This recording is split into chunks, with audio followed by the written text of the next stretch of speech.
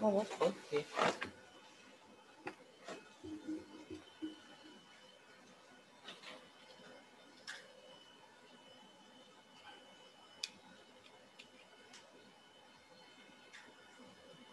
Pakai kacamata malah kabur.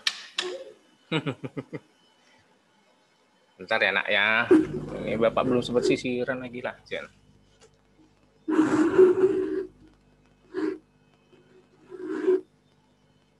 Ya, oke. Selamat pagi semua anak-anak ya. Salam sejahtera bagi kita semua. Tetap semangat ya. Tetap semangat. Sementara partisipannya baru 18. Ya, sambil menunggu yang lain ya. Bagaimana pada umumnya kondisi sehat semua ya? Kelihatannya sehat, sudah mandi? Udah, alhamdulillah. Ya, ini pakai seragam, terima kasih ya. Hari ini seragam pramuka, ya. Sudah 21, 7A, 7E, 7B, 7D, 7F, 7H. 7C mana nih? Waduh, ini saya ngajar di 7C dengan 7H loh ya. Ini awas loh. Nah, terima kasih Berlita sudah hadir. 7H sudah, Aurel, terima kasih. Ya. 7A, B, C, D, E, F, G, H sudah terwakili. Tapi masih belum jauh dari ideal ya, jauh sekali dari ideal ini. Jumlah kelas 7 kan 250 berapa ya? 253 apa ya? Nah, 253 tuh. Ini partisipasi Anda semua baru 22. Aduh. Nangis gue. Tapi ya nggak apa-apa lah ya, Pak Guru juga nggak boleh putus asa ya. Lihat murid-muridnya kayak gini, Pak Guru putus asa, gantung diri, repot juga nanti kan. Kamu takjiah repot. Kamu nangisnya kenapa Pak Guru tewas? Nangisnya bukan nangis ditinggal Pak Guru, tapi nangis mbak dadak urunan ya. Oke, maaf ya, just kidding ya, bercanda saja. Oke, mari kita hening sejenak agar supaya pelajaran kita nanti jam pertama diisi pelajaran IPS, nanti yang kedua seni budaya bersama Bu Ani, saya dan Bu Asri seperti biasa. Nanti Bu Asri menampilkan banyak hal, tolong diikuti dengan cermat ya. Ini terkait masih dengan pelajarannya Bu Asri banget gitu ya, ekonomi. Mari kita hening sejenak untuk berdoa agar supaya pelajaran kita dapat diterima dengan baik. Mudah-mudahan dapat diterima ilmunya maksudnya ya. Bukan diterima kamu di sisi Tuhan, bukan ya. Diterima ilmunya. Nah, berdoa mulai.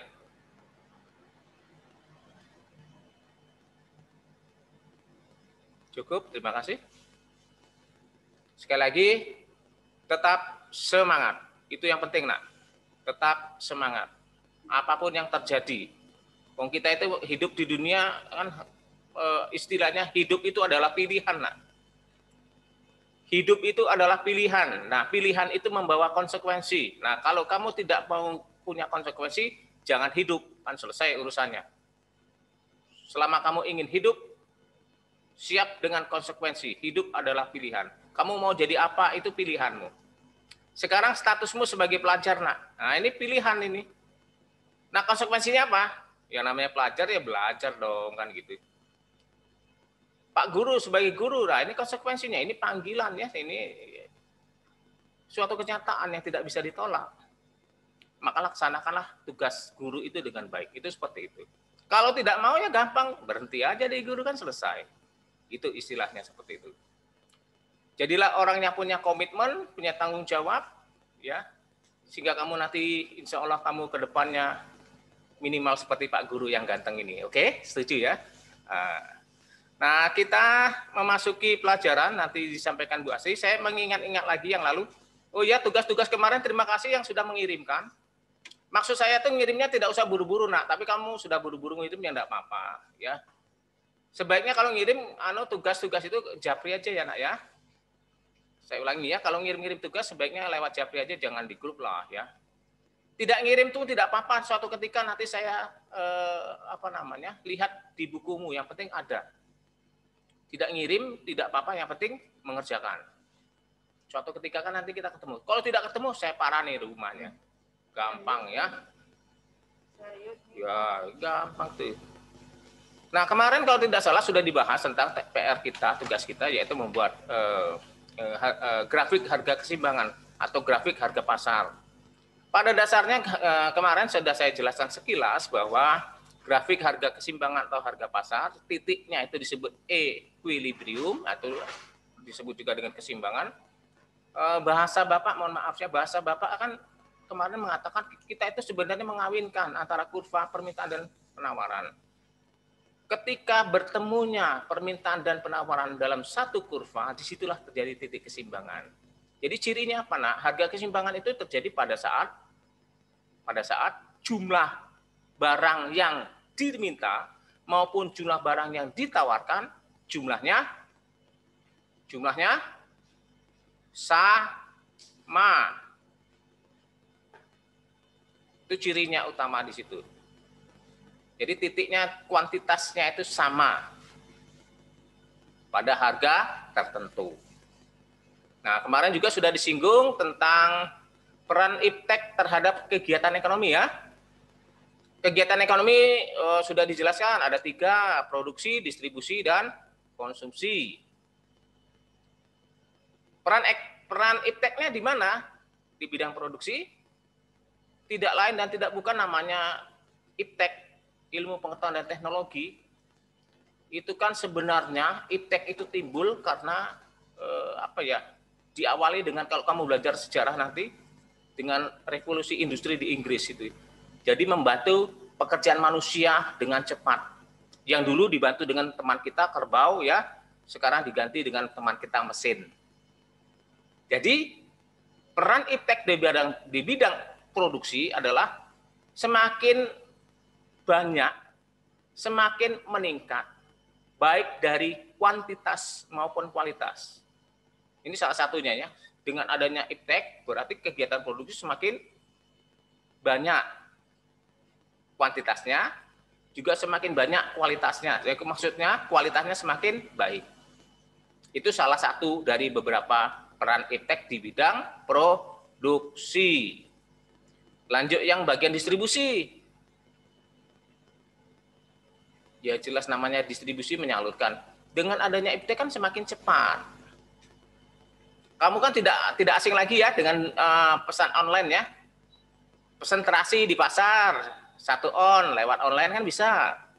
Pesan jui ya, se-on, lewat online bisa. Kamu tinggal tidur sudah ada gitu. Dan sebagainya dan sebagainya. Itu peran iptek kelihatan di situ, semakin cepat layanan kita. Begitu juga dalam konsumsi atau konsumen sendiri, manfaatnya sangat besar. Ya semakin singkat, semakin dekat, semakin cepat kebutuhan kita terlayani. Itu ya kira-kira ya. Nanti kalau ada pertanyaan dan segala macam boleh kamu tanyakan ke saya atau ke Bu Asri. Tolong disimak baik-baik. Bu Asri nanti tentang apa Bu Asri? Kreativitas sama permasalahan permintaan, penawaran, dan harga terhadap sejahtera. Oke. Bicara tentang peran kewirausahaan dalam bidang ekonomi. Oke. Lalu nanti barangkali singgung sedikit tentang terkait dengan bab yang terakhir itu, hubungan antara kelangkaan dengan kesejahteraan. Nah, nanti dibicarakan sama Bu Asri, tolong diikuti baik-baik. Jadi kewirausahaan itu apa, kamu tinggal baca. Oh ya, ini dampak, sebentar saya ingatkan sedikit aja. Mohon maaf saya tambah 1 menitnya. Satu lagi yang penting, ini dampak negatif. Ternyata iptek di bidang ekonomi, tidak hanya di bidang ekonomi, juga membawa dampak-dampak lain ya selain bidang ekonomi. Hati-hati dengan perkembangan iptek. Yang saya prihatinkan sampai dengan sekarang adalah, nah ini, dengan perkembangan iptek, terutama dengan gadget kita di rumah itu, hati-hati ini loh ya, bisa mengurangi hubungan antar personal. Ini dapat negatif, bisa mengurangi hubungan personal, baik di rumah, tetangga, maupun hubungan di luarnya lagi. Yang kedua, hati-hati bermain media sosial. Saya ulangi, hati-hati bermain media sosial. Walaupun kamu masih umur kecil, nah ini hati-hati loh, bisa terjerat undang-undang ini, jangan bermain medsos dengan sembarangan ya. Hati-hati dengan berita bohong. Nah, ciri-ciri berita bohong apa, Pak? Nanti saya jelaskan suatu ketika. Ada ciri-cirinya. Jangan gampang meng-share atau membagikan berita maupun suatu keadaan yang belum bisa dipertanggungjawabkan. Hati-hati itu, karena media kita sekarang itu sekali pencet aja kan seluruh dunia bisa menonton tuh. Kira-kira gitu ya nak ya. Oke, nanti dilanjutkan sama Bu Asri menjelaskan tentang peran kewirausahaan dalam dunia ekonomi dan lain dan sebagainya. Jangan khawatir, pelajaran ini sangat menarik. Hanya 40 menit, tidak terlalu lama. Oke, Bu Asri, monggo.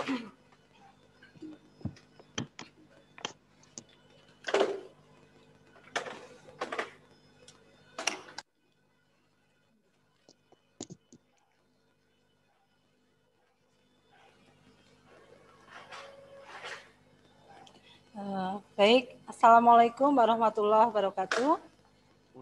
Waalaikumsalam warahmatullahi wabarakatuh. Waalaikumsalam warahmatullahi wabarakatuh. Gimana, sehat semua, Mbak, Mas? Sehat. Alhamdulillah. Alhamdulillah ya. Iya. Hari ini yang hadir cuma 72. Yang lain kemana ya? Apa jam 8 itu terlalu pagi? Saya kira enggak ya. Jam 8 itu Bu Asri dan Pak Martinus dari pagi sudah berkeringat, sudah banyak aktivitas yang dilakukan. Tapi kalau masih ada yang malas-malasan ini, wah payah ini ya.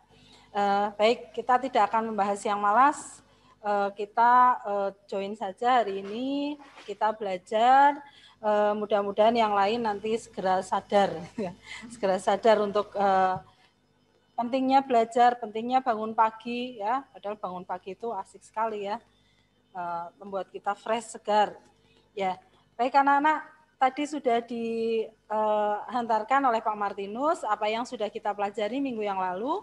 Banyak sekali yang sudah kita pelajari, mulai dari kelangkaan, kemudian dari kebutuhan manusia yang sangat banyak, bagaimana kita memilah, bagaimana kita berpikir rasional dengan membuat skala prioritas, kemudian kita juga sudah belajar tentang apa itu permintaan, yang kita posisikan diri kita sebagai pembeli, apa itu penawaran, yang kita posisikan diri kita sebagai penjual, dan harga yang merupakan keseimbangan antara jumlah barang yang diminta dan jumlah barang yang ditawarkan. Kalian juga sudah pintar semua membuat kurva permintaan, kurva penawaran, serta kurva harga. Kemudian kita juga sudah belajar pentingnya iptek dalam kegiatan ekonomi. Baik, Ibu akan mulai dengan cerita dulu. Ibu akan bercerita bahwa kita semua hari ini listrik ya, semuanya menggunakan listrik. Kita tidak bisa lepas dari jasa listrik. Nah, ternyata listrik itu diproduksi oleh seorang yang namanya Thomas Alva Edison. Pengen kenal nggak sama orangnya? Nggak usah ya, sudah meninggal ya, kita tahu saja ya. Beliau ini menciptakan listrik dengan melakukan percobaan sampai dengan ratusan bahkan ribuan kali. Nah, beliau bisa menciptakan listrik sampai dengan menyala, lampu ya, awalnya lampu, maaf. Ya, lampu, ya. Lampu yang dikoneksikan dengan listrik ya. Ciptakan lampu sampai dengan menyala sampai dengan percobaan ke-1000.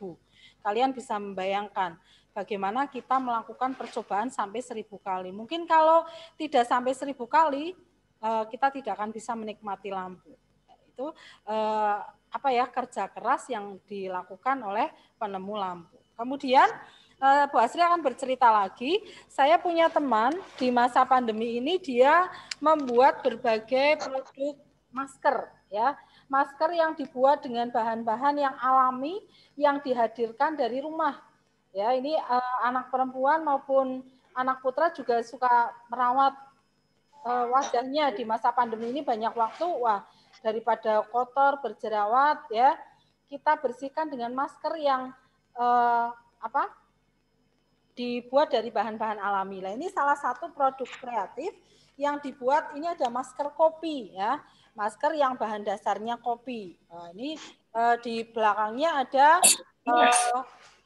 cara menggunakannya, ada bahan-bahannya dari apa yang bisa dipesan secara online.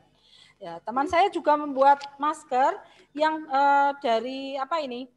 Maca itu apa ya? Ya dari apa? Ya, zat hijau daun yang dibuat masker organik. Juga fungsinya mengurangi jerawat dan sebagainya. Kemudian ada lagi yang dibuat dari teh hijau, green tea. Teh hijau ini mudah diperoleh di Indonesia, banyak sekali. Ya. Ini adalah salah satu produk kreatif yang ternyata setelah membuat kemudian di istilah kamu di endorse ya, dipasarkan dengan kita misalnya membuat video atau membuat leaflet ya yang di share secara online. Kemudian kita bekerja sama dengan salah satu marketplace misalnya ada Tokopedia dan sebagainya, maka akan sangat mudah untuk memasarkan. Ya, ada lagi yang pernah Ibu lakukan ya, Ibu pernah membuat buku dengan menggunakan HP ya, dengan menggunakan salah satu aplikasi di HP, hanya berbicara saja ya, kemudian kita ekspor ke Microsoft Word, kita edit, wah ternyata bisa jadi buku. Ya, kita ngomong saja. Tentunya untuk membuat buku tidak ijik-ijik ya, atau ujuk-ujuk membuat, kita menulis, tapi tentunya kita perlu banyak membaca. Ketika kita banyak membaca, maka apa yang kita tuliskan itu mengalir saja dari mulut kita karena terbiasa untuk membaca.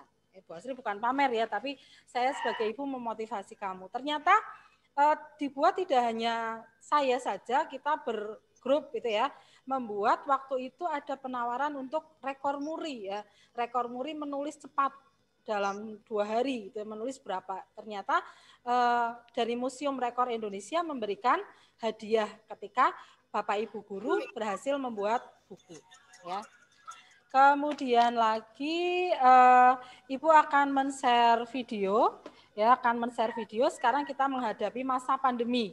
Kalau tadi teman Bu Asri membuat masker ya, di masa pandemi ini ternyata lari sekali kebanjiran order yang maskernya hanya dibuat dari bahan-bahan yang alami, atau dia sudah bisa belajar bagaimana memasarkan, atau Bu Guru mencoba untuk membuat buku. Nah, di masa pandemi ini apa yang bisa kita lakukan? Ya, apa yang orang-orang lakukan, kegiatan ekonomi apa yang dilakukan? Buat ini saya mau share screen ya. Apa yang bisa dilakukan untuk bisa, tentunya kegiatan ekonomi untuk bisa memenuhi kebutuhan dan keinginan.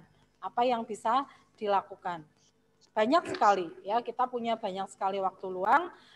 Apa yang bisa kita lakukan untuk baik mengisi waktu maupun menghasilkan sesuatu, menghasilkan uang tentunya untuk memenuhi kebutuhan dan keinginan. Ada yang mencoret-coret nih. Bukan saatnya ya kita main seperti itulah. Kita lagi berkonsentrasi. Itu kan dilakukan oleh anak SD.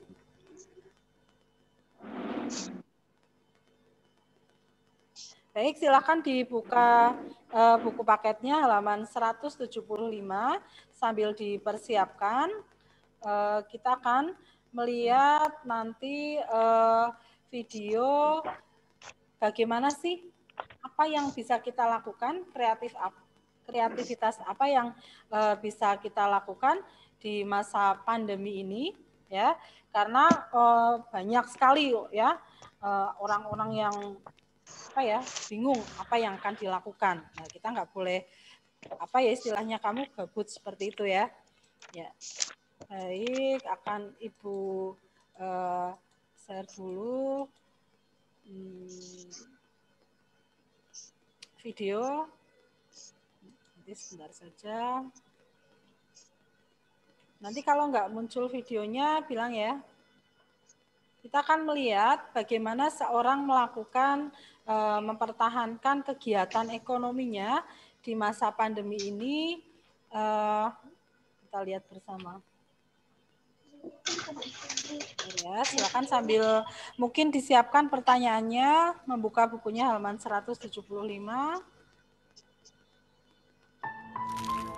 Cities, born thousands of years ago. They connected us and dan aku tuh harus berpikir keras pandemi industri fashion di Indonesia juga seperti apa. Ada apa belum? Kita bisa grow up. Belum. Oh, itu sangat takut. Belum. 3 tahun sudah Reski menggeluti industri pakaian tenun. Sudah belum? Namun, Rana. Jadi ada. Dalam Ada gambarnya. Nggak ada gambarnya. produksi seperti kain tenun. Kapan itu? Oh, itu sangat takut banget gitu. Ada? Belum. 3 tahun sudah Reski menggeluti industri Belum, Bu. Bisnis kita bisa up-nya kapan gitu. Ya. Itu Kalau sangat belum takut mungkin banget, masalah sinyal nanti Ibu 3 share tahun saja sudah Reski menggeluti di grup ya. Iya. Ya, Ibu share saja di grup karena bentar, kok belum ya?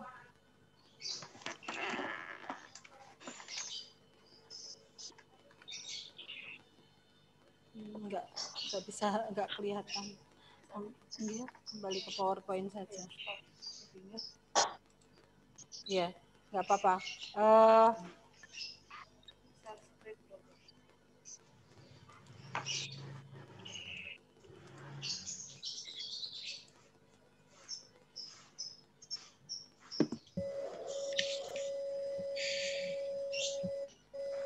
Ya.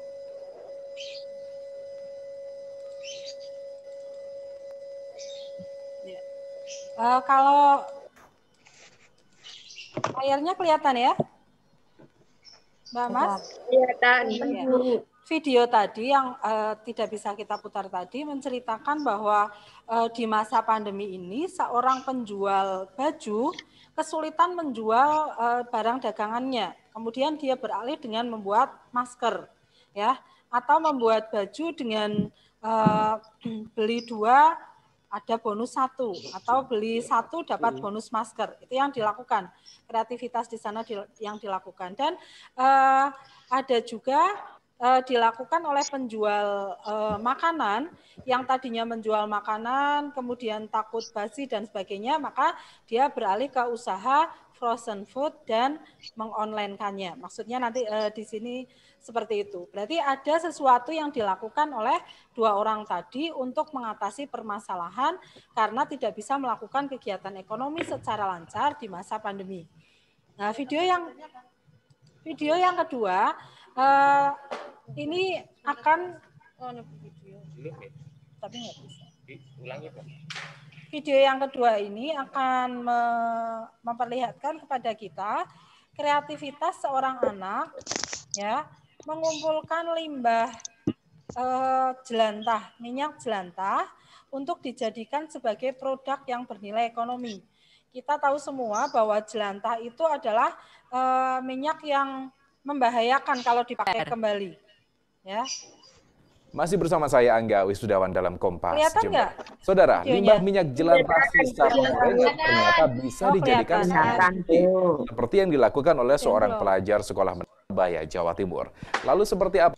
Ini ya, ini Berawal dari keprihatinan banyaknya limbah minyak jelantah sisa penggorengan yang dibuang, membuat Davin Nayaka Mazila bereksperimen menciptakan produk berguna dari daur ulang minyak jelantah.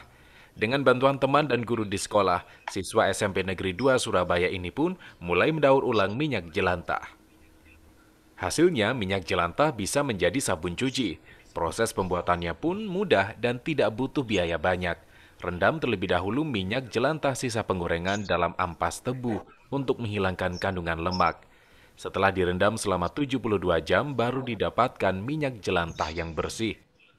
Selanjutnya, minyak jelantah bersih dicampur cairan kimia NaOH dan blender bersama dengan kayu manis sebagai pewangi.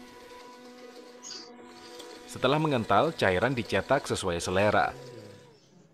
Sebelum digunakan, sabun dibiarkan selama sebulan untuk menghilangkan kandungan NaOH.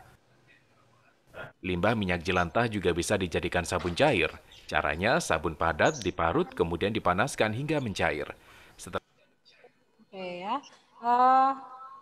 Tadi apa yang dilakukan oleh pelajar SMP tadi memberikan pemahaman pada kita. Ternyata minyak jelantah itu adalah limbah yang sangat berbahaya, tapi ternyata bisa dimanfaatkan. Bahkan di kota-kota besar ada perusahaan yang menerima minyak jelantah dari rumah-rumah, dari keluarga-keluarga yang tentunya semuanya menghasilkan, kemudian ditampung, diolah lagi untuk dijadikan sebagai bahan bakar yang bisa dimanfaatkan. Itu salah satu contoh dari beberapa contoh kita tentang produk kreatif tadi. Baik, Ibu share lagi. Ini kelihatan PowerPoint-nya?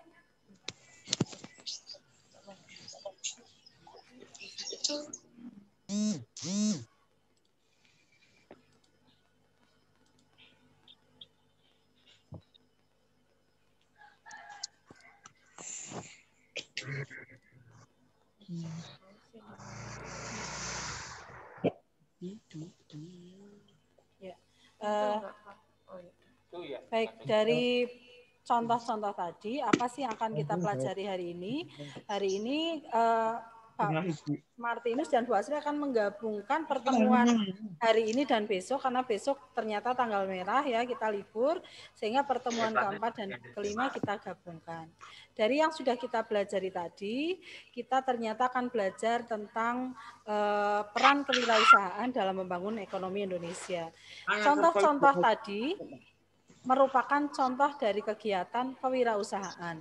Kemudian yang kedua, yang materi seharusnya dipelajari di pertemuan kelima itu merupakan rangkuman materi dari yang sudah kita pelajari di bab 3 sebenarnya, yaitu hubungan antara apa itu permintaan, penawaran dengan kesejahteraan dan persatuan Indonesia. Jadi Mbak, Mas, karena kita sebagai warga negara yang baik, ternyata apa yang kita lakukan untuk kegiatan ekonomi atau apa yang orang-orang lakukan untuk memenuhi kebutuhan dan keinginan itu berpengaruh terhadap kesejahteraan dan persatuan bangsa. Ya, sehingga tujuan pembelajaran kita hari ini harapannya kalian bisa menjelaskan dan menerapkan, mempraktekkan apa sih kreativitas, apa sih kewirausahaan, apa perannya dalam pembangunan ekonomi Indonesia, kemudian menjelaskan permasalahan yang berkaitan dengan permintaan, penawaran, dengan kesejahteraan dan persatuan bangsa. Karena dalam melakukan kegiatan ekonomi, dalam mewujudkan persatuan dan kesatuan bangsa, hubungannya dengan pasti kita mengalami permasalahan. Baik, tadi videonya sudah dilihat. Apa itu kewirausahaan? Itu merupakan sebuah kemampuan. Orang harus memiliki kemampuan untuk berusaha atau kata lainnya berbisnis dengan menggabungkan seluruh faktor produksi dengan sebaik-baiknya. Kita sudah belajar faktor produksi kan, faktor produksi alami dan faktor produksi non alami ya, atau faktor produksi alam dan faktor produksi yang di luarnya. Kita sudah belajar di bab 2 di pokok bahasan 2 yang lalu. Kemudian dari contoh tadi ada seorang yang melakukan usaha online dengan membuat frozen food, seorang yang melakukan usaha online memasarkan baju, atau orang yang membuat masker, atau ibu tadi yang berusaha membuat buku dengan menggunakan teknologi, nah, itu semua disebut dengan kreativitas. Membuat masker tadi atau membuat sabun dari jelantah, berarti mampu melahirkan sesuatu yang baru. Jelantah daripada dibuang ke selokan membahayakan, ya, mengganggu keseimbangan komunitas, maka dibuat sabun. Ya, berarti ada sesuatu yang baru. Dari situ berarti ada gagasan atau karya baru. Mungkin tidak hanya dibuat sabun, ternyata bisa dibuat sabun cair, bisa dibuat bahan bakar, banyak sekali. Atau dari kopi tadi, dari teh hijau tidak hanya bisa dibuat kopi untuk diminum atau teh hijau untuk kesehatan, tapi bisa dibuat masker. Kemudian kreativitas itu apa? Kita membuat sesuatu yang berbeda dari sebelumnya. Kalau sesuatu jelantah tadi digunakan oleh orang yang tidak bertanggung jawab, bisa digunakan untuk menggoreng lagi, yang ternyata sangat berbahaya, memasukkan zat yang bersifat karsinogenik ke tubuh, yang bisa menimbulkan penyakit berbahaya. Nah, kita membuat sesuatu yang beda dan bermanfaat. Kemudian perhatikan ciri-ciri orang kreatif, ya. Di buku halaman 178, orang kreatif itu orang yang bagaimana sih? Orang yang ingin tahu sesuatu yang baik. Wah, tadi dikatakan oleh Pak Martinus, kita harus berhati-hati dengan dampak negatif teknologi. Ingin tahu boleh, tapi yang baik saja. Yang baik saja banyak sekali, ya. Apalagi tidak usahlah pengen tahu sesuatu yang tidak baik. Ya, kecenderungan manusia kita akan berpikir realistis. Ingat pada pembelajaran bab 2 kita belajar sosiologi, sesuatu apapun yang kita lakukan akan kita pertanggungjawabkan. Jadi ingin tahu yang baik saja. Kemudian yang kedua, banyak mengajukan pertanyaan. Tanya. Jangan itu anak cerewet gitu ya. Banyak ingin tahu. Itu malah kreatif. Kemudian ada gagasan atau usul terhadap masalah. Ketika mengalami masalah, ini bagaimana ya?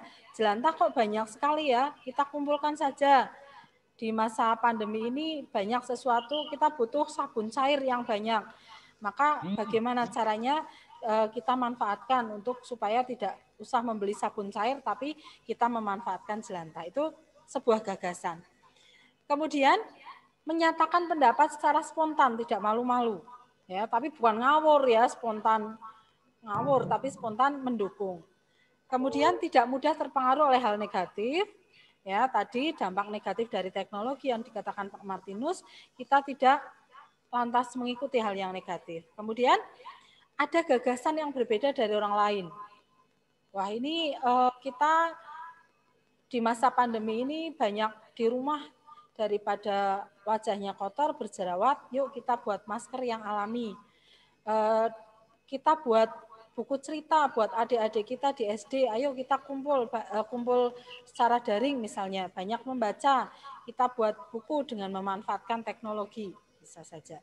Kemudian mempunyai kebiasaan belajar. Wah, sekarang belajar tidak kurang sumber, tidak hanya Bapak Ibu guru, tidak hanya buku, tapi banyak sekali sumber. Kita bisa belajar dari internet yang merupakan sumber belajar yang sangat luas. Kemudian belajar dari kegagalan. Jangan takut gagal. Wah, buat sabun pertama kok masih bau ya? Oh, ini mungkin pengaruh dari NaOH yang berbau agak menyengat. Maka sabunnya harus dibiarkan dulu sebulan. Oh, minyak jelantahnya ini dari berbagai keluarga, ada yang menggoreng tadi Pak Martinus bilang ikan asin, ada yang menggoreng yang menyengat. Wah, supaya netral kita masukkan tebu ya. Itu istilahnya tebu yang kita tumbuk gitu ya untuk menyerap. Kemudian biar wangi kita kayu manis, atau di SMP 2 pernah Bu Asri dan Bu Hartini melakukan kegiatan eksperimen ini dengan memberikan sirih ya. Ternyata sirih juga cukup menetralkan bau dari jelantah. Kemudian belajar dari pengalaman orang lain. Kok masih bau ya? Mungkin perlu dikasih pewangi alami yang lain ya. Kemudian kreativitas itu sangat berhubungan dengan inovasi. Mbak, Mas, semua kita tahu bahwa Indonesia itu kaya sekali dengan sumber daya alam. Tapi kenapa ya kita masih kalah dengan negara yang bisa dikatakan sebagai negara maju? Karena apa? Karena mereka negara yang sudah maju, lebih maju dari kita, sudah melakukan banyak sekali inovasi. Nah, Indonesia PR-nya ini, kita perlu banyak sekali melakukan inovasi karena sumber daya alam kita sangat melimpah, sangat kaya dibanding negara-negara seperti Jepang, bahkan Amerika dan yang lain-lain. Sehingga kita perlu melakukan penciptaan, menciptakan, menemukan. Ya, penciptaan penemuan itu merupakan hasil dari eksperimen atau percobaan yang tidak bisa langsung tiba-tiba, ya. Tidak ada yang langsung tiba-tiba, tapi kita harus mau mencoba. Baik. Lanjut. Ciri orang kreatif, ya. Tadi ya, ingin tahu, banyak mengajukan pertanyaan dan sebagainya, dan jangan lupa kita biasa belajar mandiri, ya. Biasa belajar mandiri itu merupakan kunci yang paling utama. Baik, tadi sudah, ini kita lanjut. Ya, dengan kreatif, dengan melakukan inovasi, otomatis kita punya ciri jiwa wirausaha. Ini ya, di halaman 178. Kalau dari bahasa Indonesia, wira itu pejuang, perwira kita sering dengar. Usaha ya usaha. Upaya atau usaha untuk berjuang. Ya, wira swasta, menumbuhkan jiwa wira swasta. Kita sering dengar wirausaha, wira swasta. Kalau wirausaha itu adalah sikapnya. Kalau wira swasta itu orangnya, wira swastawan, ya. Orang yang pandai atau berbakat dalam hal apa? Mengenalkan produk baru. Misalnya tadi membuat masker, membuat sabun, itu berarti mampu mengenalkan produk baru. Menentukan cara produksinya bagaimana, bahannya apa, langkah membuatnya bagaimana, setelah membuat supaya menarik untuk dipasarkan bagaimana. Karena dari minyak jelantah itu ketika tidak dikasih penetral bau, ketika tidak dikasih warna sangat tidak menarik, warnanya sama dengan jelantah. Tapi ketika dikasih pewarna, ketika dikasih penetral bau, maka tidak kalah dengan produk lainnya. Apalagi dikemas dalam botol, dikasih label, wah itu sama dengan sabun cair di pasaran lainnya. Kemudian menyusun operasi untuk pengadaan produk baru, merancang produk barunya kira-kira apa yang dibutuhkan oleh pasar supaya menarik bagaimana. Memasarkan, wah sekarang tadi yang dikatakan Pak Martinus, memasarkan sudah tidak kesulitan. Kita bisa menggunakan memasarkan di grup WhatsApp, memasarkan di Instagram, atau nanti bekerja sama dengan marketplace ya. Kemudian mengatur modalnya. Bagaimana sih supaya kita menerapkan prinsip ekonomi dengan modal yang ada, kita manfaatkan supaya hasilnya optimal. Ya, oke, lanjut. Kemudian ciri orang wirausaha itu bagaimana sih? Kita bisa memulai, kalian bisa memulai dari sekarang. Percaya diri. Percaya bahwa kita bisa mampu mengolah, kuat kepribadiannya. Wah, saya mau mencoba. Saya harus bisa. Saya harus bertanya. Kalau gagal lagi saya akan mencoba. Ya, kemudian sikap mentalnya berorientasi pada tugas dan hasil. Ya, jangan terus enggak jadilah, masih bau jelantah. Wah, maskernya belum ada yang beli, atau kita menulis masih jelek, ya jangan. Tapi kita tetap berorientasi pada hasil yang baik. Kemudian peka terhadap lingkungan. Wah, satu RT ini kebutuhan sabun cairnya sebulan berapa ya?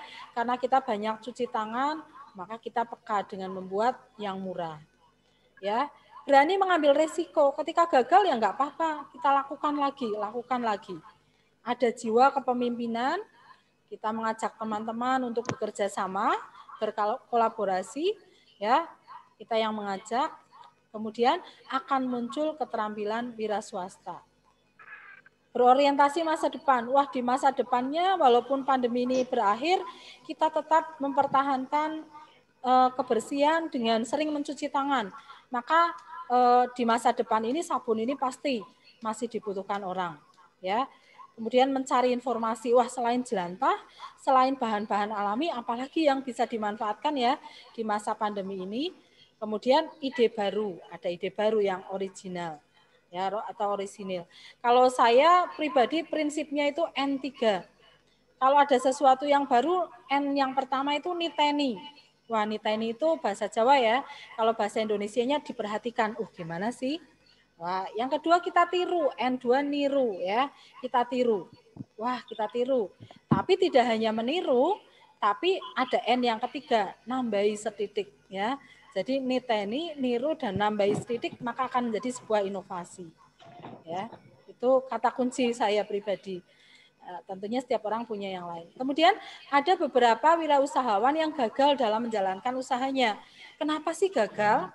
Kita perhatikan, mohon maaf di sekitar kita sekarang banyak sekali usaha UMKM yang terpuruk akibat pandemi. Kenapa sih gagal? Kita cermati. Mungkin yang pertama kurang kompeten dalam menjalankan usaha, ya kurang gigih ketika wah kok menjual tidak laku ya, apa yang dilakukan ya? Wah, menambah jasa antar misalnya, atau menambah jasa ke online, atau melakukan membuat produk yang lain. Kurang pengalaman.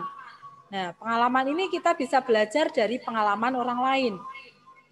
Kurang bisa mengendalikan keuangan. Anak-anak, Mbak, Mas, semuanya kemarin kan sudah berlatih membuat skala prioritas. Nah, itu termasuk salah satu cara mengendalikan keuangan. Ketika pemasukannya berapa ya jangan pengeluarannya lebih ya, termasuk melakukan kegiatan usaha. Berapa sih untuk membuat bahan baku, membeli bahan baku, berapa untuk proses membuatnya, kita akan jual berapa, itu termasuk pengendalian keuangan. Ada yang gagal dalam merencanakan. Misalnya membuat sesuatu yang ternyata harga jualnya mahal atau kurang dibutuhkan masyarakat. Nah, sabun cair tadi, pemanfaatan jelantah tadi merupakan upaya supaya bagaimana sih tidak gagal, nanti harga jualnya tidak mahal. Kemudian lokasi kurang memadai, wah ini bisa kita atasi dengan penjualan online.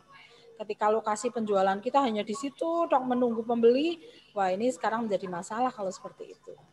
Kemudian kurang pengawasan dalam peralatan, misalnya membuat sabun tadi peralatannya kurang bersih atau pencetakannya kurang maksimal, maka kita perlu perbaiki. Sikap yang kurang bersungguh-sungguh, wah ini gagal di semua hal. Ya, kita harus punya sikap yang semangat sungguh-sungguh ketika akan melakukan sesuatu berhubungan dengan kegiatan ekonomi.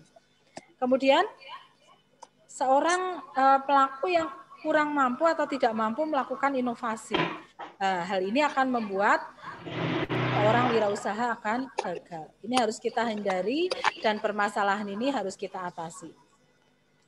Oke, berikutnya.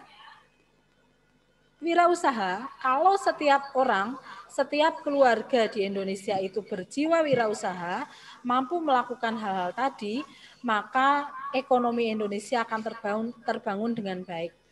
Ya, kita melakukan inovasi. Kita buktikan.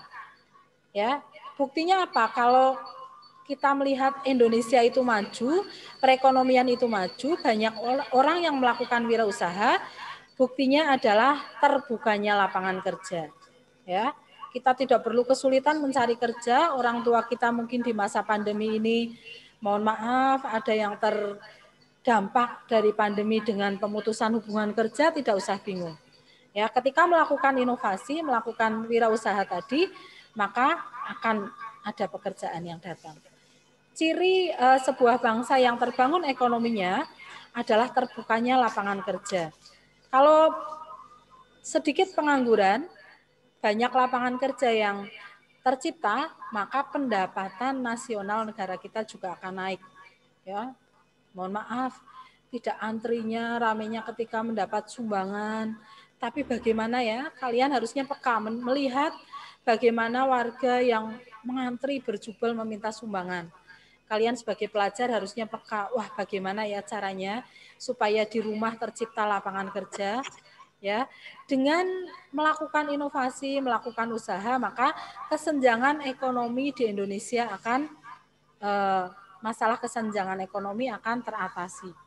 Ya, tidak banyak sekali orang yang berjubel mengantri untuk mendapat sumbangan, atau malah malas dan hanya mengharap sumbangan. Ya, jangan sampailah. Kemudian masyarakat akan terlihat makmur. Ya. Kemudian investasi dalam negeri akan meningkat. Utang luar negeri akan menurun, investasi Indonesia akan meningkat. Kemudian negara kan perlu pendapatan. Kita kan sudah belajar bahwa negara adalah salah satu pelaku kegiatan ekonomi. Bu Asri, Pak Martinus hari ini datang digaji oleh negara. Maka negara juga perlu uang untuk menggaji karyawan, untuk menyelenggarakan kegiatan Zoom seperti ini, untuk membangun gedung sekolah. Nah, kalau banyak yang melakukan kegiatan wirausaha, maka banyak yang membayar pajak. Pajak itu digunakan untuk membiayai tadi, maka pendapatan negara juga akan meningkat. Ya. Baik. Oh, waktunya sudah habis. Kita nanti akan maju ke pelajaran kedua. Kita terakhir, hubungan antara kelangkaan yang sudah kita pelajari dengan permintaan dan penawaran, dengan kesejahteraan bangsa Indonesia dan persatuan bangsa itu apa? Ternyata kalau terjadi kelangkaan, itu permasalahannya apa? Karena letak geografis dan persebaran sumber daya alam yang tidak merata di setiap daerah. Ini sudah merupakan, kalau letak geografis Indonesia yang seperti ini ada, kita pernah belajar letak geografis Indonesia, itu sudah merupakan takdir. Jadi ini bukan masalah, bisa diatasi dengan online tadi, ya. Kemudian pertumbuhan penduduk yang cepat, lah ini masalah memang. Dengan pertumbuhan penduduk yang cepat berarti kebutuhan banyak, maka kalau tidak diimbangi dengan inovasi tadi, maka masalah kelangkaan pasti akan terjadi. Kemampuan produksi, kemampuan produksi yang terbatas juga akan menghambat distribusi dan konsumsi. Kemudian, ini kalau keempat ini hanya alasan ya, kurang mengikuti perkembangan teknologi, ini tergantung manusianya, mau apa tidak. Ya, gitu. Kemudian kita kemarin sudah belajar pasar. Di pasar ada permintaan, ada penawaran, dan terbentuknya harga. Pasar sangat menentukan, sangat berperan dalam memenuhi kebutuhan manusia antar daerah. Bagi konsumen, pasar merupakan tempat menawarkan hasil produksinya. Pasar tidak hanya pasar yang nyata, tapi pasar secara online juga pasar. Kemudian peran pasar bagi produsen, tempat menawarkan hasil produksinya. Bagi konsumen, pasar tentunya tempat untuk memenuhi kebutuhan. Bagi pembangunan di Indonesia, pasar mendorong pembangunan dan menambah pendapatan daerah yang nantinya akan menambah pendapatan negara. Bagi sumber daya manusia Indonesia, pasar bisa menyerap tenaga kerja. Kegiatan produksi membutuhkan tenaga kerja. Kegiatan distribusi membutuhkan tenaga kerja. Itulah pasar dalam kegiatan ekonomi.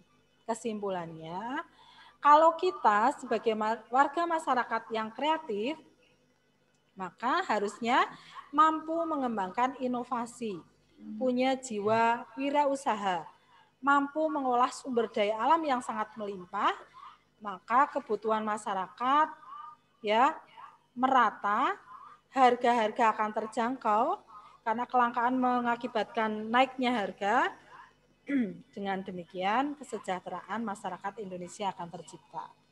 Baik, itu pembelajaran kita untuk pertemuan keempat dan kelima. Bersiap untuk ulangan harian di Jumat yang akan datang. Nanti informasi selanjutnya Ibu dan Bapak akan share di grup WhatsApp. Terima kasih atas perhatiannya. Sekian Pak Martinus.